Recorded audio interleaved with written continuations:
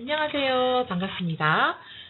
진급 소장님입니다. 오늘은요, 과학페어, 과학토론대회 제1강 과학페어대회 기호서는 어떻게 쓸 것인가에 대해서 알려드릴 텐데요. 자, 먼저 이번에 출간한 교재가 있습니다. 진급 소장님과 함께하는 무한 코칭 과학페어대회인데요. 일단 첫 번째부터 파트 1부터 파트 8까지 이렇게 목차가 있습니다. 첫 번째는 이 책은요, 과학토론대를 위한 꿀팁이 무엇인가를 알려주고요. 그 다음, 청소년 과학 페어대 요강에 대해 설명해 드리고요. 그 다음, 토론대 지도 방법에 대해 안내해 드리고요. 그 다음에 과학토론대의 전국 및 주요 학교 기출 문제를 정리해 드리겠습니다. 또 하나는 토론계 작성 노하우, 그리고 기출 논제들을 토론계에서 어떻게 훈련할 것인가, 그리고 기출 논제들에 대한 토론계에서 예시도 있고요. 또 연습을 충분히 하기 위해서 많은 논제들을 수록해 두었습니다. 네. 먼저 과학토론대에 필요한 핵심 포인트 꿀팁인데요. 일단 과학토론대 같은 경우에는 우리가 미래 사회에서 정말 필요한, 즉 인류의 생존과 연결되어 있는 문제 해결력이 되게 중요한 시대가 되었죠. 과학토론대회를 통해서 융합적이고 논리적인 사고력을 길러줄 수 있고요. 그리고 이런 대회를 도전함으로 인해서 꾸준하게 문제 해결력을 길러낼 수 있는 그런 대회가 될 수 있겠습니다. 또 하나는 첫 술에 배부를 수 없죠. 도전을 계속 하다 보면 실력이 늘게 되고요. 훨씬 더 대회에 어떤 실적도 잘 나올 수 있겠습니다. 여러분들도 한번 도전해 보세요. 일단 꿀팁 첫 번째는요. 과학토론대 핵심은 논제가 나오는 배경인 문제 상황을 잘 분석하고 이를 해결하기 위한 과학적인 해결 방안을 다 도출해야 되고요. 둘째는요. 좋은 아이디어로 해결 방안을 냈다고 해도요. 토론을 하게 되면 반론을 준비해야 됩니다. 그래서 과학적으로 뒷받침할 수 있는 근거를 찾아서 잘 정리해야 되고요.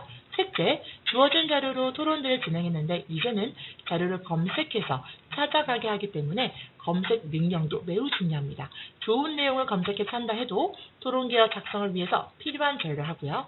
또 넷째, 과학적인 탐구 방법을 설계해서 해결 방안을 제시할 때도 있습니다. 이를 위한 과학적인 내공이 어느 정도 있어야 되는데 영전을 다니거나 영재학교나 과학고를 준비하면서 내공을 많이 쌓은 학생들이라면 좀 더 유리할 수 있겠죠? 다섯째는요. 논술만 잘한다고 너무 자신하면 안 됩니다. 토론교육의 작성 목적이 토론을 잘하기 위한 자료를 만드는 것인데 글짓기를 하거나 논술을 작성한 것이 아니고요. 과학토론이기 때문에 평소에 논술을 꾸준히 배웠다고 해도 과학적인 해결 방안을 찾아서 토론 교육을 작성하는 것과는 다릅니다. 여섯 번째는요. 평소에 과학 이슈에 대한 과학심을 많이 가져야 하고요. 그래서 과학 토론을 잘하기 위해서는 평소에 과학책이나 잡지를 많이 읽고 또 종이신문을 꾸준하게 읽는 것을 추천합니다. 또 하나는요. 신문 속에 들어있는 사회, 과학, 문화, 전반적인 문제와 이슈들을 계속 관심 있게 알고 있으면 과학 토론에 도움이 될 수 있습니다. 특히 전국대회나 시대의 논제들은 그 해에 일어난 이슈들의 논제가 많이 나오기 때문에 그 이슈를 잘 보시고요. 과학 잡지 신문을 잘 보시고 또 특히 최근에 여러 가지 우리 환경 문제 많이 관심을 많이 가진다면 그럼 충분히 도전에 도움이 될 것입니다. 아시겠죠? 자, 그 다음에는요.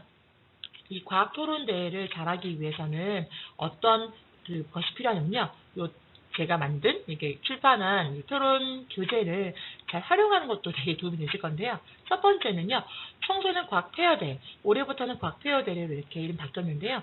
요강을 잘 꼼꼼히 읽어야 되고요. 두 번째는 과학 토론대에 지도하는 방법이죠. 여러분들도 이 과학 토론대회를 잘하기 위해서 기호를 어떻게 써야 될지, 토론 과정 어떻게 될지 한번 생각해 보시고요. 또 잘 숙지하시고요. 또 하나는 기출 문제입니다. 어떤 문제가 나왔는지를 잘 파악한다면 그로 인해서도 어떻게 되죠? 네, 예상 문제를 예측할 수 있고요. 또 하나는 미리 연습을 했을 때도 실전에 이런 문제가 나왔었기 때문에 내가 난이도를 예상할 수가 있습니다. 다음으로는요.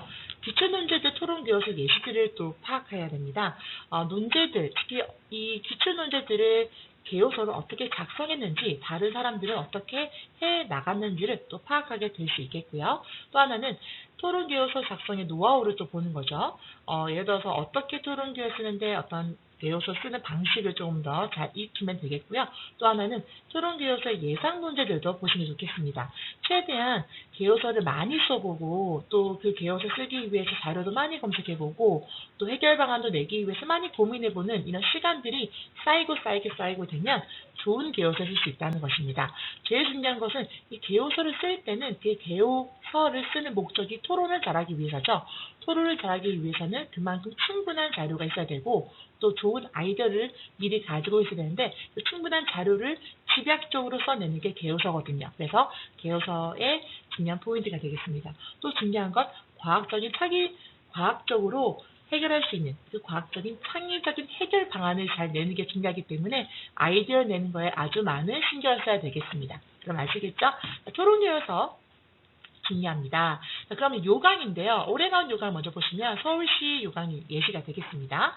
자, 일단 학생들의 과학적 상상력과 목적은요. 탐구력 함량과 선의의 경제를 통해 과학탐구에 대한 동기를 부여함으로써 미래과학기술인재 육성에 기여하는 것이고요.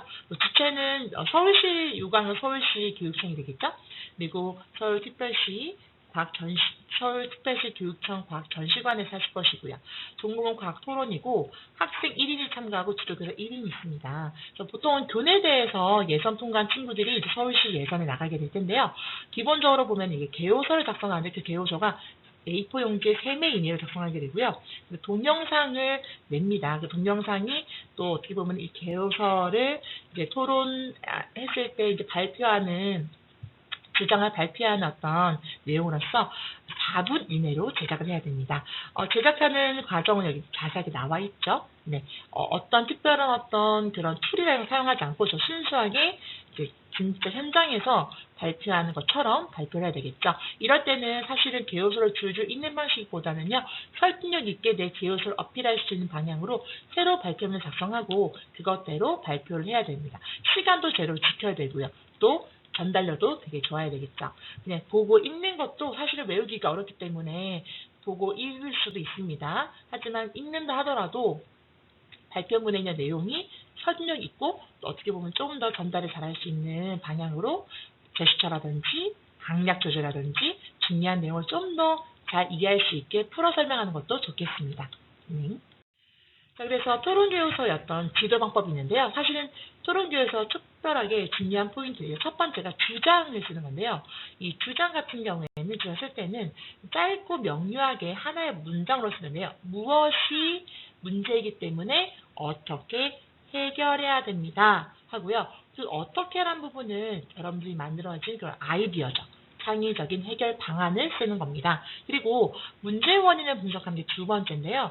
문제 상황을 가지고 자료 조사한 것들을 정리해서 왜 이것이 문제냐, 그 문제가 무엇이기 때문에 이 문제는 이렇게 해결해야 됩니다. 라고 가는 거죠. 그래서 그 문제를 정리하는데 개조식으로 구체적이긴 하지만 데이터나 나오고 근거 자료가 있겠지만 뭔가 길게 쓰는 줄글 형식이라기보다는 간단 명료한 개조식이 되겠습니다. 그리고 문제 해결 방안은 과학적인 접근적으로 예시하게 되고요. 해결 방안도 분류를 해서 예를 들어서 지금 고농도 미세먼지 해결 방안이 있을 때는 외교적인 방안, 기술적인 방안, 객관적인 방안 여러 가지가 있겠잖아요. 그런 것들을 분류해서 그에 맞는 해결 방안들과 대책들을 쓰게 되겠습니다. 그 다음에는요, 예상 질문 같은 경우에는 일단은 토론에 들어가게 됐을 때 토론을 이제 하기 전에 어떤 질문을 할 건지 예상 질문을 쓰고 거기에 대한 대체할 수 있는 답변을 준비하는 건데요. 이렇게 하다 보면은 내가 쓰는 개요서가 어떤 부분에 오류가 있는지 어떤 부분에 좀 수정해야 될 게 나오기 때문에 사실은 실제로 교요서 쓸 때는 예상 질문이나 답변을 할 필요는 없어요. 하지만 이것까지 생각한다면 나의 개요서를 좀 더 완성도 있게 수정할 수 있게 보완할 수 있게 하는 방법도 되기 때문에 예상 질문과 질의응답까지도 준비해 보면은 훨씬 개요서의 퀄리티가 높아질 수 있겠습니다. 네. 자, 그래서 개요서의 노하우는요. 일단 첫 번째는 뭔가 개요서의 그 내용에서 찬성하라, 반대하라가 있을 수 있겠죠. 그래서 뭐뭐를 위한 뭐뭐와 이유로 반대합니다는 이유가 근거가 나오거나 되고요. 또 하나는 어떤 자율이나 규제, 원인 분석이나 대책이라든지 문제 해결 방안 이런 것들 조금 여기 나와 있는 것처럼요. 쓰는 겁니다. 일단 찬성 반대의 경우에는요. 작성에는 찬성 반대 주제를 명시하고요. 그 다음에 근거를 명료하게 한 문장 서술하는 것이고요. 자유인의 교재는 어떻게 할 것인지, 외국의 사례든지 국내 사례 어떻게 할 것인지 좀 근거를 들어서 좋고요. 문제의 원인이나 분석을 하고 할 때는 이것도 마찬가지로 과학적인 근거를 바탕으로 하는 것이고요. 해결 방안도 어떻게 보면 본인이 가지고 있는 지식도 활용해도 됩니다. 사용 가능하고요. 또 자료 조사한 것을 근거로 해서 응용해도 됩니다. 또 원인 같은 경우에는 좀 더 뭐 대외적, 대내적, 아까 뭐 앞에 있는 자료도 똑같은 내용이겠지만 분류를 해가지고 구체화해서 세분화했으면 좋고요.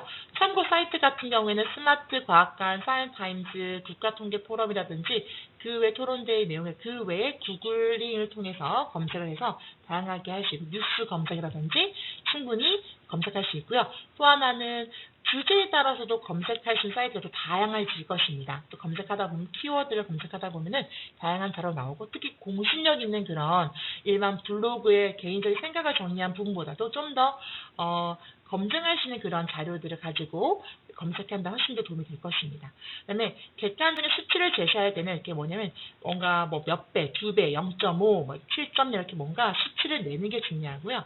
그다음에 개조식입니다. 그래서 뭔가 뭐뭐함, 뭐뭐 증감 이렇게 짧게 쓰는 게 중요하겠죠. 그래서 실질적으로 개요서를 이제 쓸 때는 일단 논제를 분석하고 자료를 분석하고 개요서를 어떻게 쓸 것이 서대를 잡고요.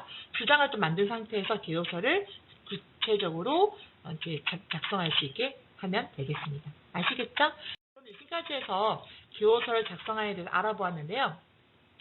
다음 시간에는 창의적 문제 해결 방안이 너무너무 중요한데 어떻게 하면 잘 낼 수 있을지 한번 노하우를 알려드릴 건데요. 기본적으로 미리 알려드린 거는 이 작년에 서울시 예선대에 나왔던 기출문제, 중등 기출문제입니다. 한번 논제 읽어드리면요. 현재 대두되고 있는 환경 문제들 중에서 본인이 가장 심각하다고 생각하고 있는 것을 하나 뽑고요. 그리고 자신이 문제에 관련해서 물건을 판매하는 기업의 담당자가 되어서 환경, 사회적 문제, 과학 기술을 이용한 해결 방안, 정책 및 문화활동 전략을 분석하고 ES 지적 요소를 반영해서 새로운 대책을 만들어 클라우드 펀딩을 받는다고 가정할 때 홍보 전략을 제시하세요라고 하는 게 작년 그 중등부에서의 서울과학 전시관 예선 논제였습니다. 그래서 이 논제를 가지고 실제로 이제 개요서 쓴 친구의 예시가 있습니다. 주장 쓰고 문제 원인 분석하고 그 외에 해결 방안까지 썼는데요. 이 친구 같은 경우에는 이제 문제를 플라스틱이 가장 심각한 문제를 생각하고 해결 방안을 쓴 것을 이제 가지고 진행했습니다. 그래서 다음 시간에는 해결 방안에 대해서 한번 쓰는 것을 어떻게 할 것인지 한번 알려드릴게요. 여러분 지금까지 과학 페어대회 각 토론대회에서의 개요서는 어떻게 쓸 것인가에 대해서 알려드렸습니다. 여러분들 이번 토론대회도 잘 하시길 바라겠습니다. 다음 시간에 만날게요. 안녕.